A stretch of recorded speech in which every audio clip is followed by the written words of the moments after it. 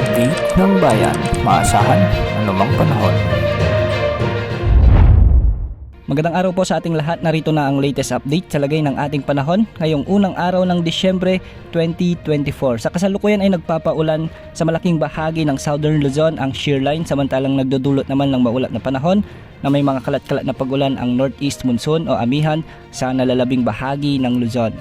Dahil nga sa shear line, makakaranas ng maulap na kalangitan na may mga kalat-kalat na pagulan at pagkidlat-pagkulog ang buong Metro Manila, Calabarzon, Bicol Region, ang Eastern Visayas.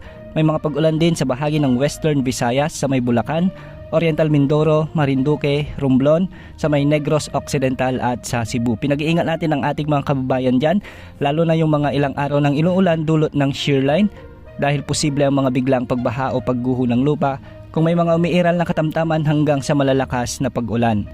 Samantala, umiiral naman ang Intertropical Convergence Zone sa bahagi ng Davao Region, sa may Soc-Sargen, Zamboanga Peninsula, sa may Basilan, Sulu, Tawi-Tawi at Palawan.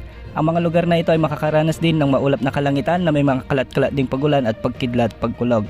Hindi rin inaalis ang mga posibilidad ng mga flash floods o biglang pagbaha o pagguho ng lupa kung may mga katamtaman at malalakas ding pag-ulan. Samantala, amihan naman o northeast monsoon ang siyang nakakaapekto sa bahagi ng Cagayan Valley, Cordillera Administrative Region at Aurora. Kaya ang mga lugar na ito ay magiging maulap din ang mga kalangitan na may mga kasamang pag-ulan.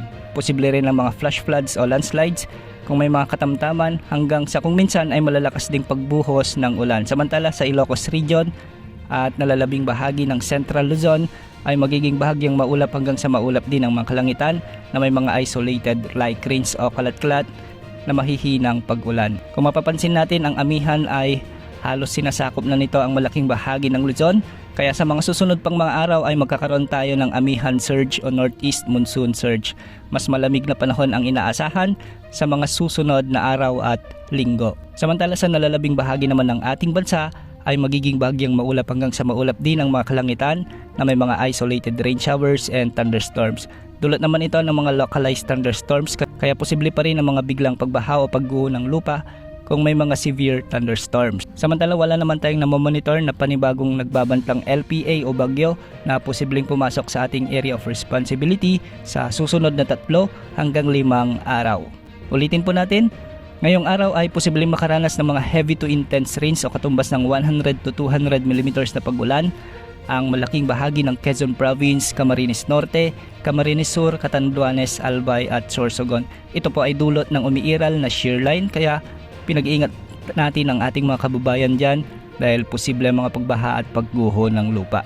Posible naman ang mga moderate to heavy o katumbas ng 50 to 100 mm na pag-ulan sa bahagi ng Laguna, Batangas, Oriental Mindoro, Marinduque, Romblon, Aklan, sa may Masbate, Northern Samar, Samar Province, Eastern Samar at Biliran. Manatiling umantabay sa ating channel para malaman ang mga susunod na updates sa mga pag-ulan dulot ng shear line at ng Intertropical Convergence Zone. Yan muna ang update sa lagay ng panahon. Ito po ang weather update ng bayan, maasahan anumang panahon.